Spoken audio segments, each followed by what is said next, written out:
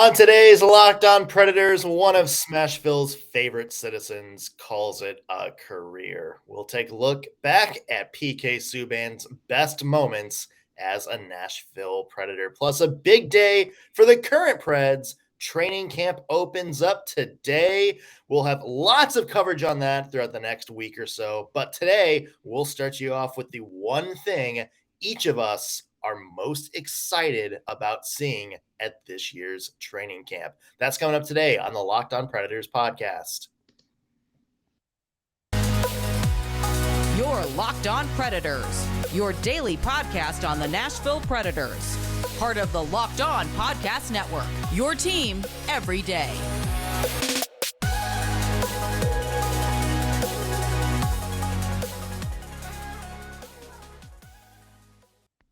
Thank you for making Locked On Predators your first listen of the day, every single day.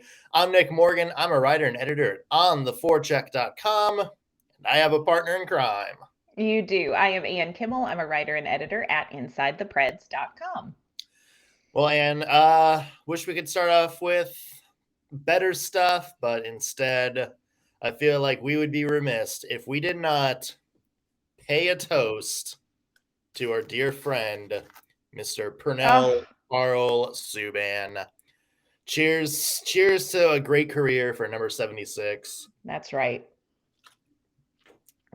Really good thing I work from home. Yeah. Because I did not want to be taking shots of Fireball and driving to an office. Yeah, so PK Subban, of course, the big news.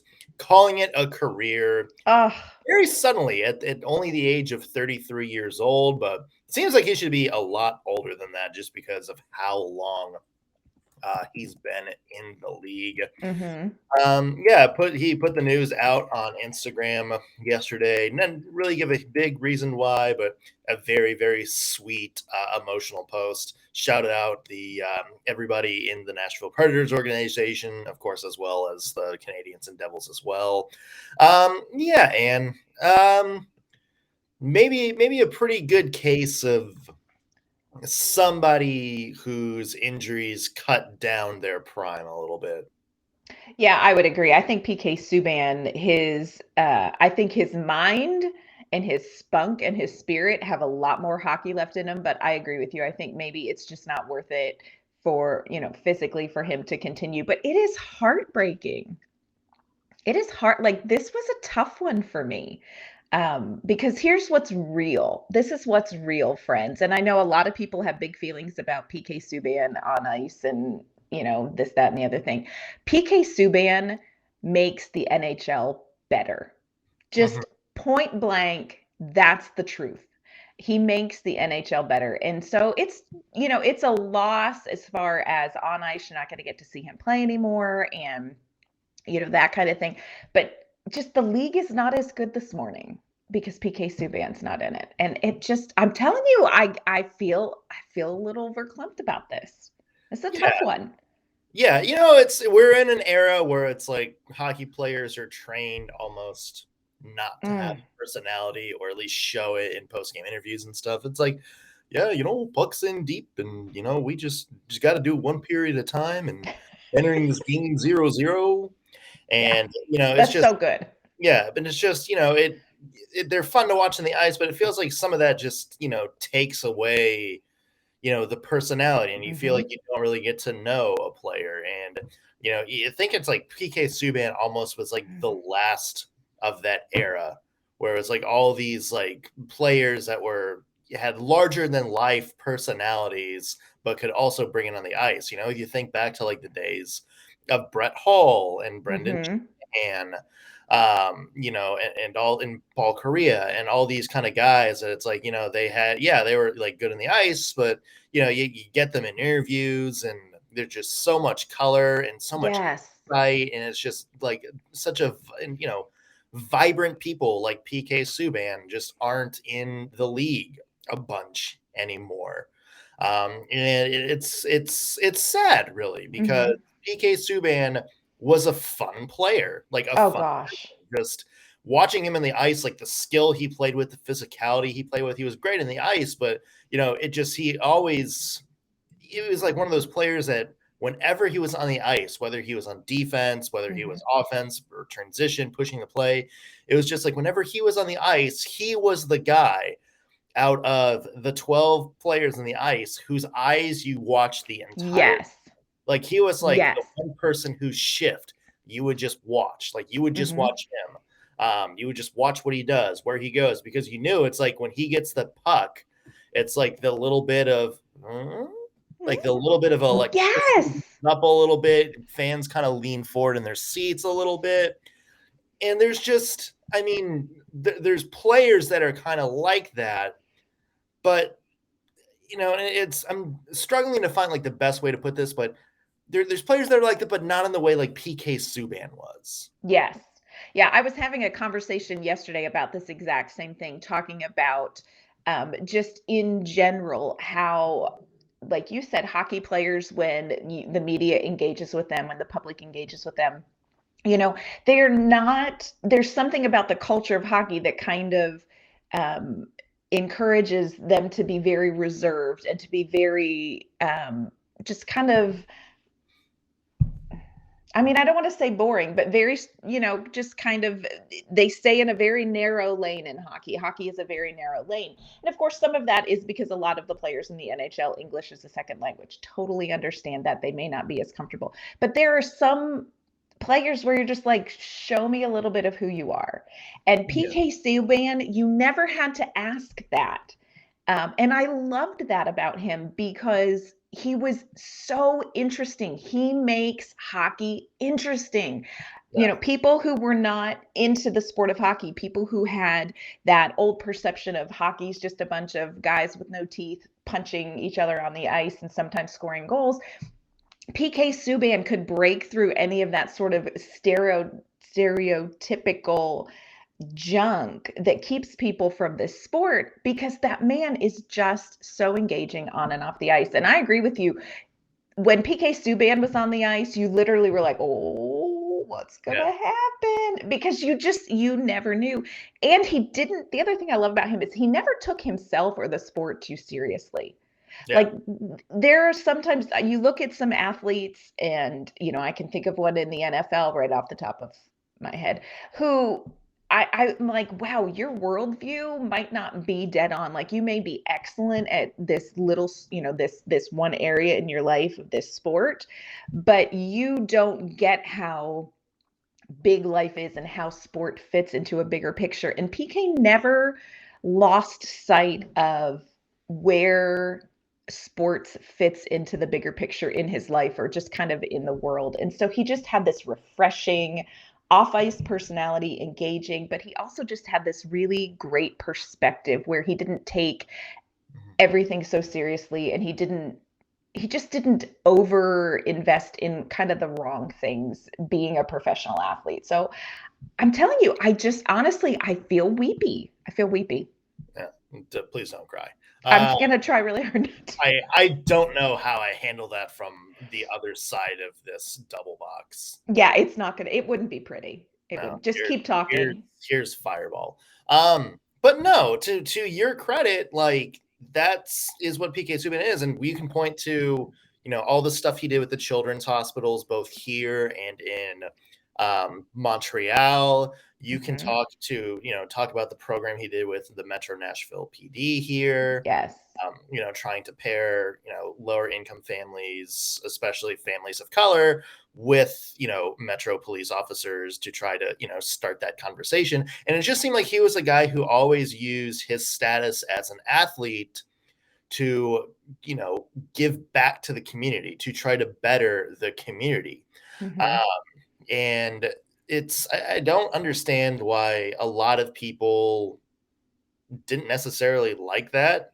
I think the vast majority of people did, but there was always a vocal minority that was also like, well, hey, he should stop putting out these YouTube videos and stop focusing on his brand. And focus on hockey.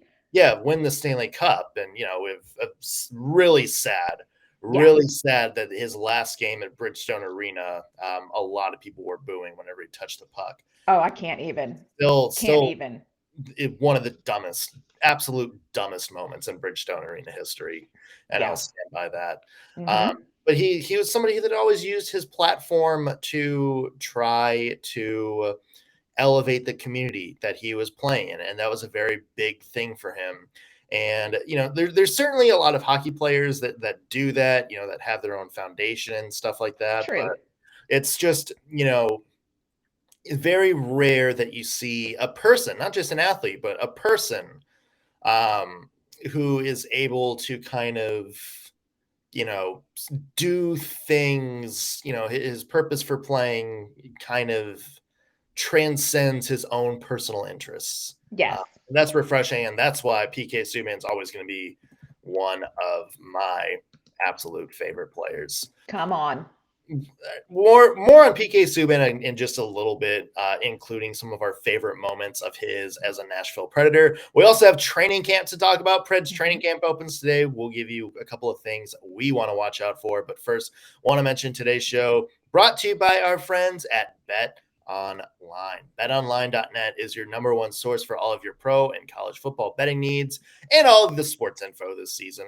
You can find all the latest league developments, game matchups, news, and podcasts from the NFL and college football, including this weekend's slate of games. And it's also your continued source for your sports wagering information, live betting, esports, scores, lines, props, odds, all that good stuff. They just put out a bunch of new futures for the NHL season. So if you want to get ahead of that a little bit and put some money down, maybe who's going to win the Stanley Cup, maybe are the Predators going to win the Central Division? Who knows? Put some money on it.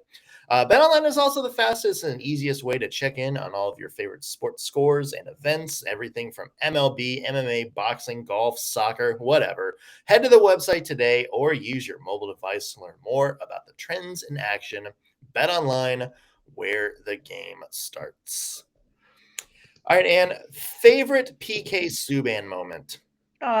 Him as a Nashville Predator. So there are so many, and again, I should not have gone down the rabbit hole because I'm not kidding. Like, this made me weepy yesterday. Hands down, favorite moment, and this is personal to me as someone who grew up in Pennsylvania, as somebody who suffered living in Pittsburgh with Penguins fans, as somebody who has big feelings about Sidney Crosby. When he did the whole spiel during the Stanley Cup Finals about Sidney Crosby saying something to PK Subban about having bad breath, and he just took it and went with it. A bag of what was it, mouthwash and he had a thing of Listerine. Yes. I mean, and here's what's so great. So it delighted me because anything that, and it's just where my heart is, people. Like, it's just where it is. Like, it may be evil, but anything that anyone who trolls Sidney Crosby is a little bit somebody I like. And what he did there was so hilarious and also so effective. So I was looking at some interviews yesterday when all this happened with PK, and I pulled up an interview that Sidney Crosby did later on. And somebody asked him about the whole thing with PK Subban and the bad breath. And Sidney Crosby was still irritated about it. And that is delightful. Like, he was talking about the fact that I didn't say that. I never said anything like that. And I was a little bit irritated with him, not necessarily because of it, but because I knew that he had made it enough of a story that the media was going to ask me about it. And I don't want to talk about that when I'm trying to prepare for the Stanley Cup Finals. And I'm like, PK Subban, you are funny, A, and B, a little bit brilliant. He ruined Sidney Crosby. And Sidney Crosby looked it was just such an awkward position to put Sidney Crosby in, because like the media asked him about it and he looked irritated and he like, no, I didn't say. Oh, PK Subban. Well, he had a right to be irritated too, because Subban owned him that series. Like Sidney Crosby did not have a good Stanley Cup final. Like, that is something that's kind of buried in the story of that year. Yes. Like, Crosby got bailed out by Malkin, Carl Mhm. Hagelin, Nick Bonino, a lot of the depth players on Pittsburgh. Like, Mhm. Subban owned Crosby. And I remember it was like game 5 where it was just Crosby just snapped and like we had the water bottle thrown at the ref, Yes. Crosby Punk. shoving his Subban's head into the ice. And Never will forgive him.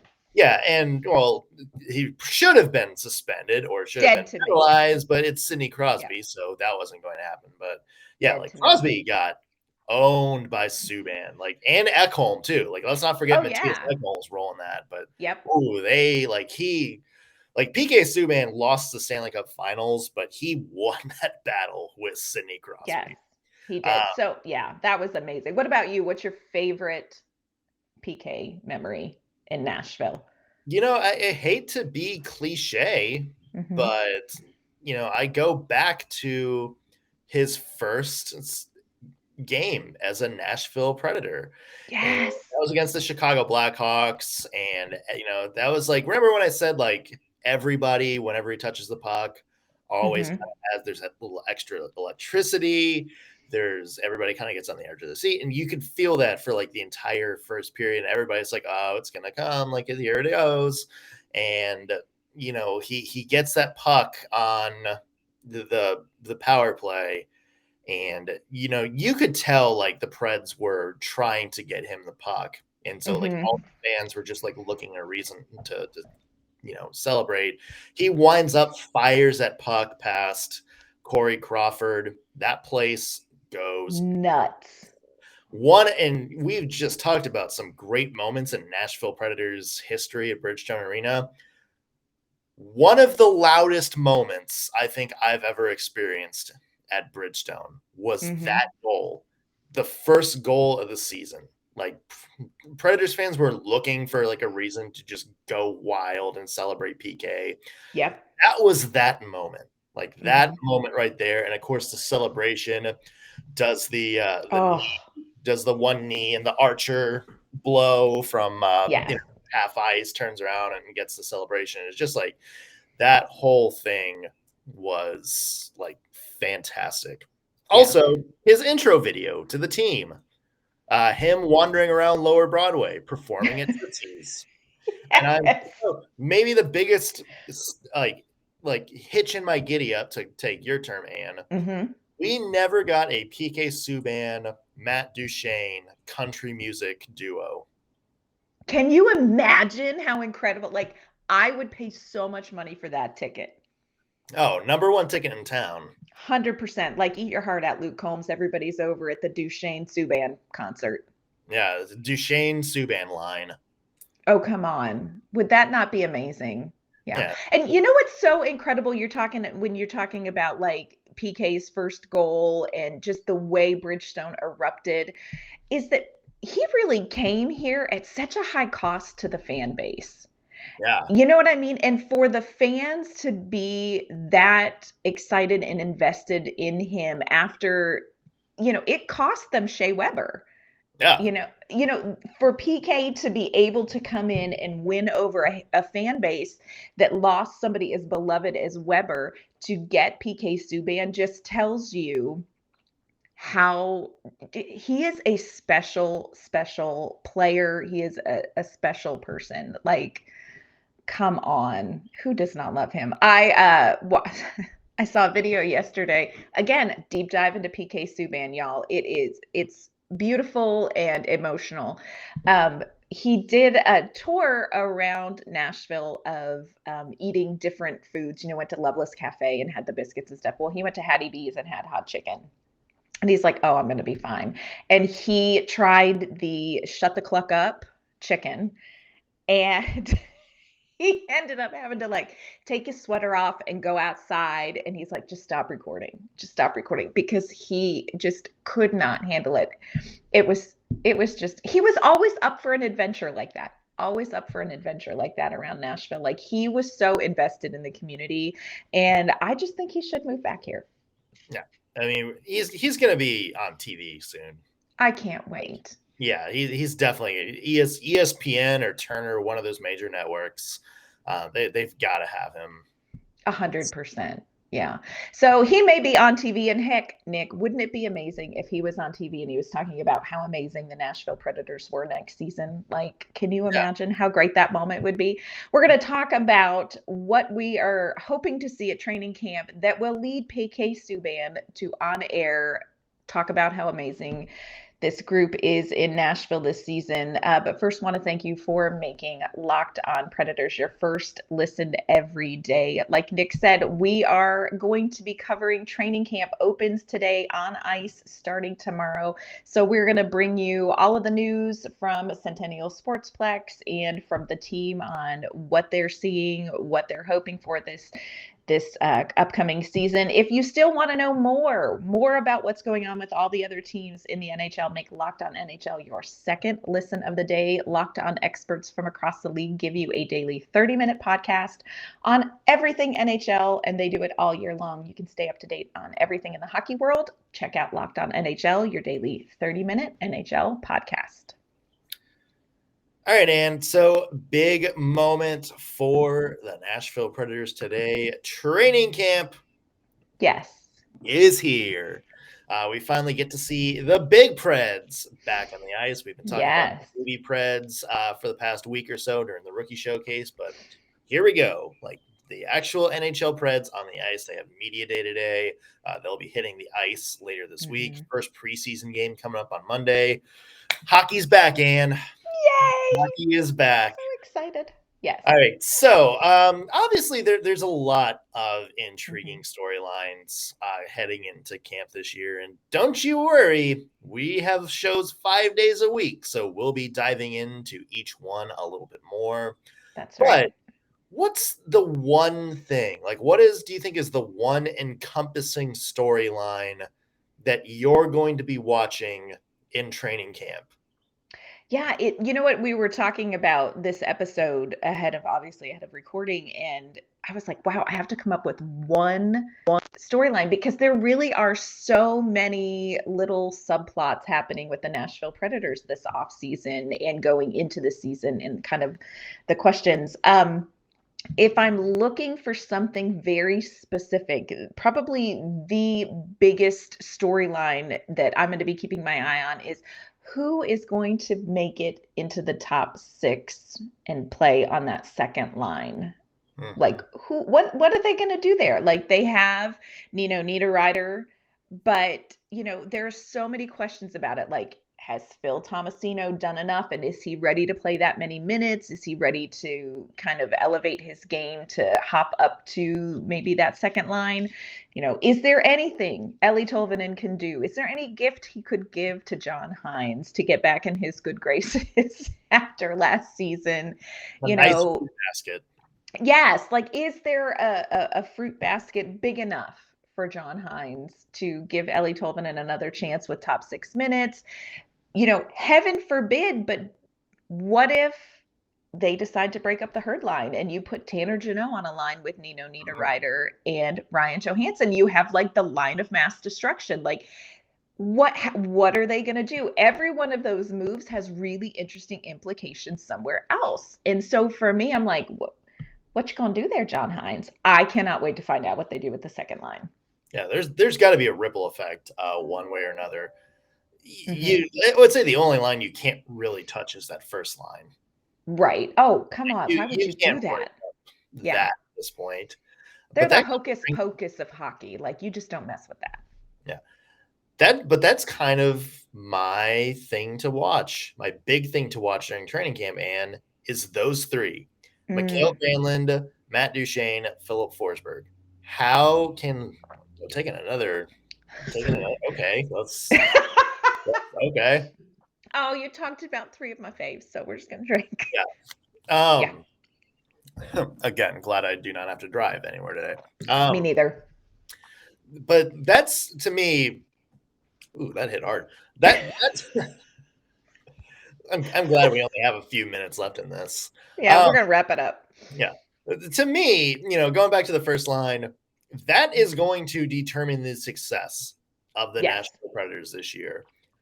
Can that 3, we know they came out with record performances last year. Well, at least Duchene and Forsberg did. Granlund had a very, very good year.